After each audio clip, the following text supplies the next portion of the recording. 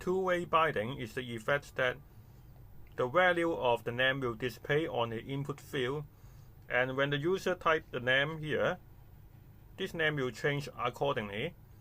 So now we are going to create the input field first. Back to the card component, under the title we type input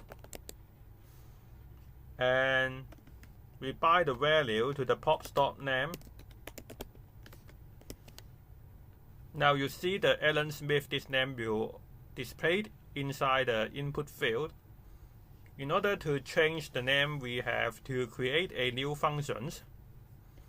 Under the change name handler, we create a new function called change input handler, which is equal to event and set name event dot target dot value.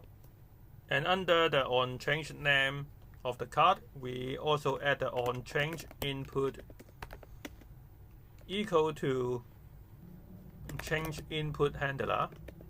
Now we can pass this function to our card component by using pops.onChange input. So back to the card.js. Now we can add the onChange and bind to the pops.onChange input.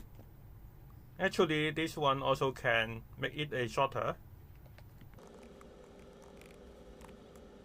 So this keep the same and also work very well.